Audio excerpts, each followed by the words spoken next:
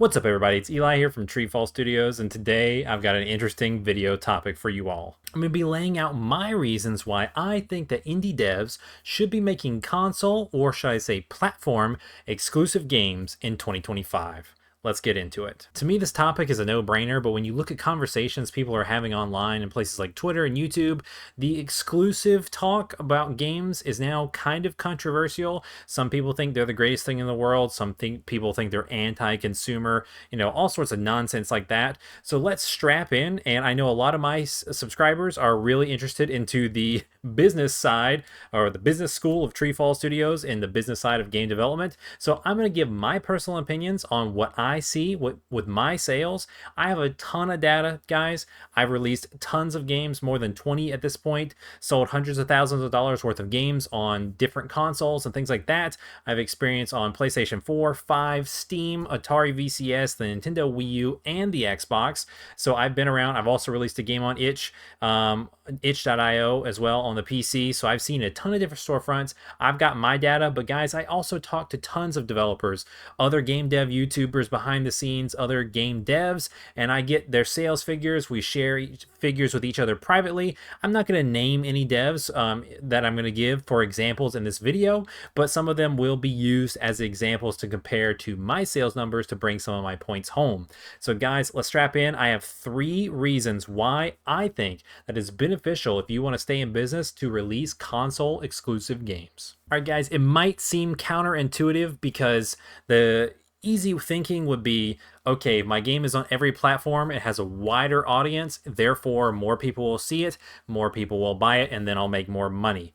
And in some cases, that is absolutely correct, but in some cases, it's not. We're going to be talking about the return on investment a bunch during this video. So I'm going to be talking about the time it takes to create things and the amount of profit margin we make on those things we create. If you're wanting to stay in business, your return on your investment is what you need to be focused on, not your overall gross sales. Alrighty, so that leads right into point number 1, which is efficiency and speed. Developing for only one platform saves time, which saves money. It creates a bigger ROI and helps you get onto the next project faster. As an added bonus, it just makes development easier. If you're only developing for one platform, you only have to worry about one set of minimum specs. If you're developing for every platform, you have to worry about, is this going to run on the PlayStation? Do I need to change things for it to run on the Switch? Does it need to run on the Switch 2? Does it need to run on the Xbox One, the Xbox Series? What breadth of PCs are we going to allow this thing to run on? How am I going to get it running 60 FPS on the Steam Deck? The more things you have to do, the longer it's going to take in development. Also, setting up and coordinating the launch releases for all of the different platforms, doing the paperwork for the back end, for the store pages and all of that kind of stuff takes so much more time than just doing it for one single platform. Learning that process and getting it down very quickly, like I do on PlayStation, so I can get on to the next release. So let's talk about this in terms of money so you guys could understand this a little bit more visually. All right, so let's look at a real world example of this. And these are just made up numbers, rounded whole numbers, guys. And this is not, let's not say that this is just for PlayStation. We can use that as an example for, my games. But let's say, for instance, you're working on one platform, whether it be PlayStation, Xbox, Switch, or Steam, or whatever. And let's say you spend $5,000 making this game, and then you turn around and make $20,000 off the game. Your profit is $15,000. Let's say you take that same game and you want to develop it for every single platform, and you want to have all of it ready for launch on the same day, and it increases your development costs from $5,000 if you were doing a single platform to, let's say, about $12,000, because it's gonna more than double, generally speaking, your development time cost if you're trying to manage every platform and get it all out on the same day. So let's say you're going to do it for every platform, and now it costs $12,000 for development, and you do make more money because you send it out to more platforms, but instead of making $20,000, you made $25,000. So you think, okay, it's more, but it cost me 12,000 to make that 25,000 versus it only cost me 5,000 to make that 20,000. Guys, as I was mentioning, these are just made up numbers just so you guys can get the example. But as I mentioned at the top of this video, I now have multiple points of reference from other developer friends who release their games and they're aiming it on every platform versus when I started kind of focusing on just PlayStation releases. And the trend is more of my sales are kind of funneled into the PlayStation releases.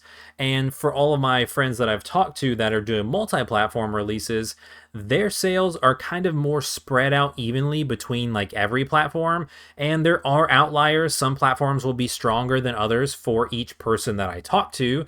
And for the different devs that I've talked to, those different platforms actually change, whether it's the Xbox is the best, the Switch is the best, or the PlayStation is the best. And I think that changes a little bit based on, you know, what their games are and what their audience is, who they're targeting.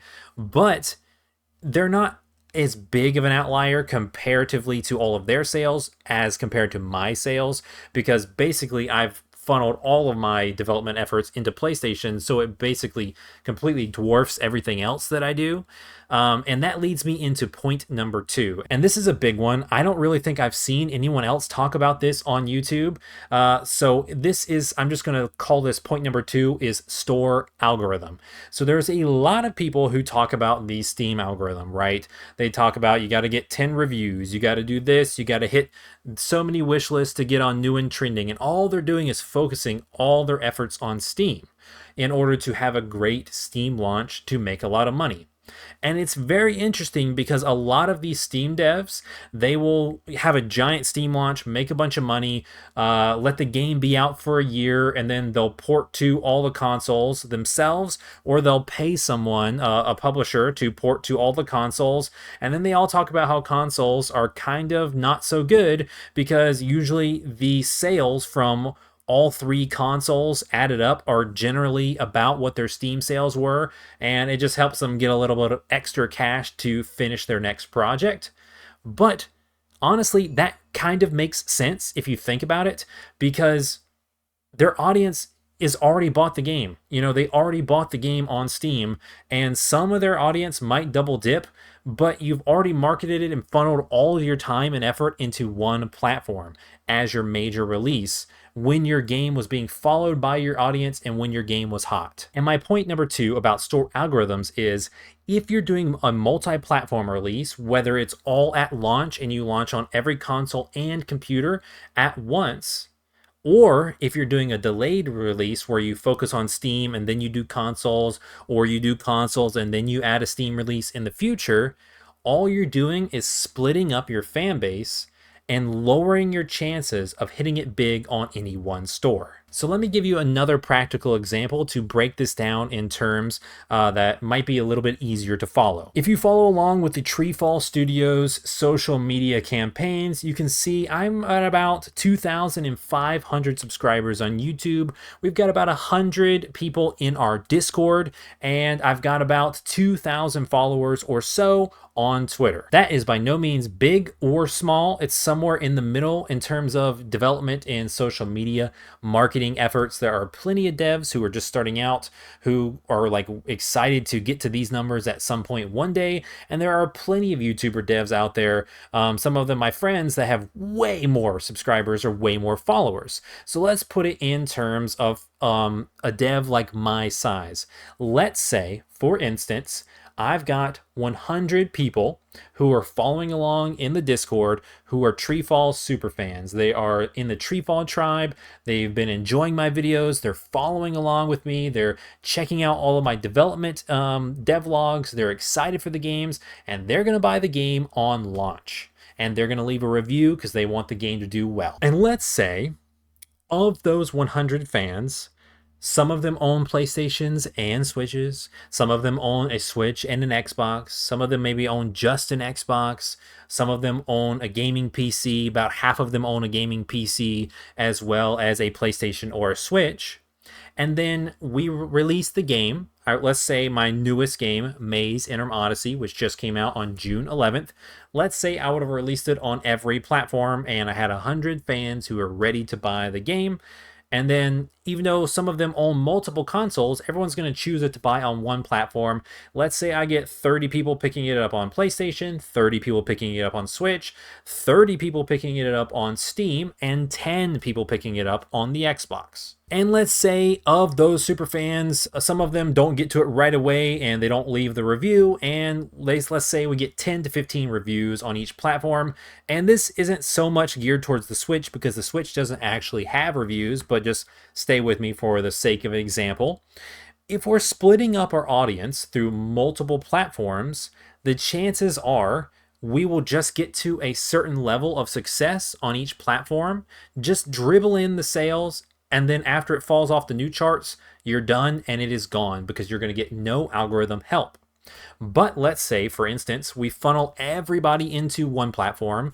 In my example, let's say PlayStation, and we get 100 reviews on the first day and the game is at the top of the charts. It filters into best selling. It gets, because the way PlayStation works is similar to Steam. The more reviews you get, the more likely people are to buy it, the more likely it's going to get featured on compared to other games or filtered into the new games for you tab based on the genre. Lots of places it could show up on the PlayStation Store out as well, just like Steam. So this might make more sense for you, for the developers following along who do Steam. If you got 100 reviews right away, and this is what most developers do, they focus all their efforts on Steam and they put all their reviews into Steam to try to get into the Steam algorithm to make a lot of money. Well, if you do that, you're going to most likely be more successful. So in my opinion, if you use just one platform, whether it's PlayStation or Switch or if it's Steam, you're more likely to do better on that platform and make more money. Let's say, another example, just ballpark numbers. Let's say you pour all of your efforts into a single platform. You get everybody to get you reviews. Everybody buys the game on one platform. It boosts it up and it gets store visibility. Let's say you make $50,000 off of that game because you got good visibility and it filtered virally into the store pages of random players who do not follow you and don't know anything about you.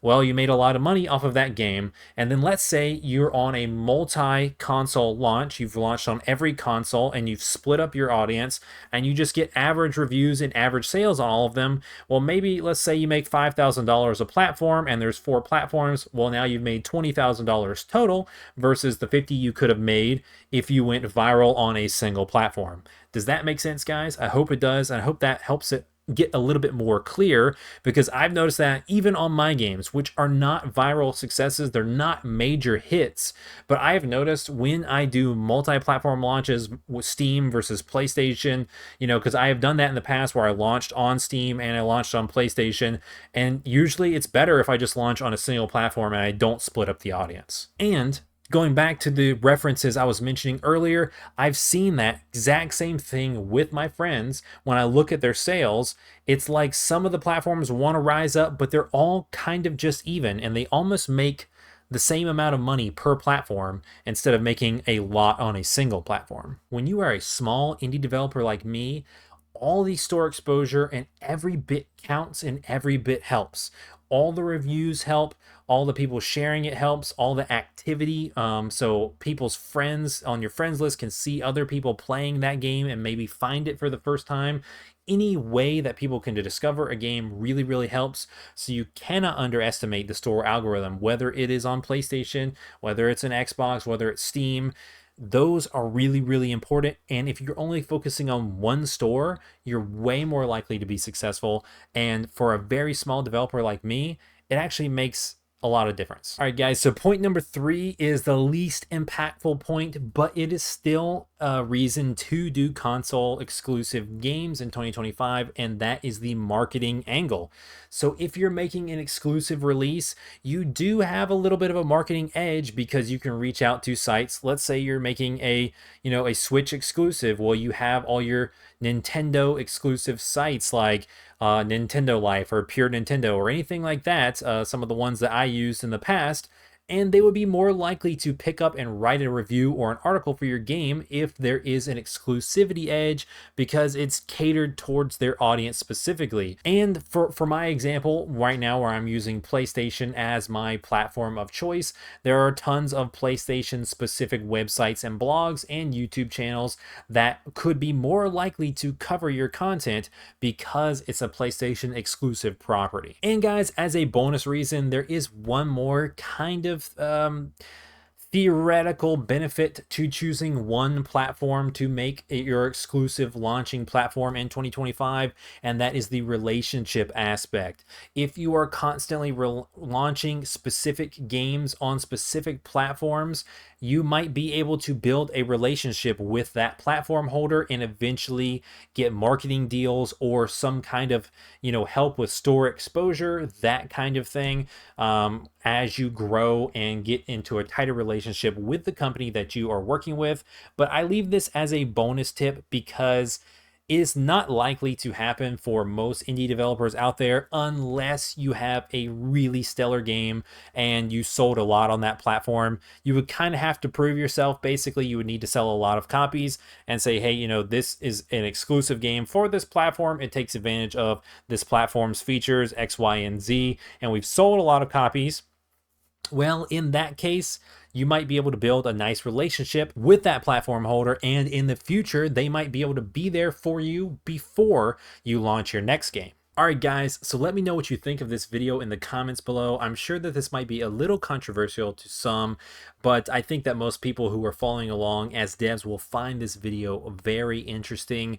I know it can work out either way, that you can be successful with console exclusives. I know that you can try them and they can also fail and it not work out for you. And I know that you can release games on every console platform imaginable and make a ton of money. So really, every situation is different, but I hope you find some of my examples interesting on how you could make more money by choosing a single platform to release for instead of spreading it all your efforts out upon multiple platforms. Just because, like, for me, the biggest point was point number one: speed, time, and efficiency. I can get games out faster, make new games, get onto new projects, have more fun making something brand new and exciting to me. And just getting more games out on a single platform, be fast and efficient. And I find that I usually make more money that way than the years where I tried to split out and do a bunch of ports on different platforms. But before I end this video, I got to give a huge shout out to everybody who supports TreeFall Studios on patreon.com. I got to give a personal shout out to Mandy, Shark and Minnow, Space by Name, Thomas Stewart, Mr. Troy, and Jamil DeBeer. Thank you guys for what you do for TreeFall Studios on patreon.com. I couldn't do what I do without you guys. I really appreciate it. If you guys want to check out the Patreon page, the links are down in the description below. You guys can also check out some of my games. Most of them, like I said, they're on PlayStation. I do have one game on Xbox and like 8 games on Steam, and I have games on the Atari VCS, but most of them are on PlayStation. PlayStation is the place to play my games. You can play every single game, whether you have a PS4 or a PS5. My most recent game is called Maze Interim Odyssey, and it came out just last week on June 11th for only $2.99. I would love it if you check out that game, leave it a review, and let me know in the comments down below what you think of the game and what you think of this video. Alright guys, without further ado, I'll catch you in the next video.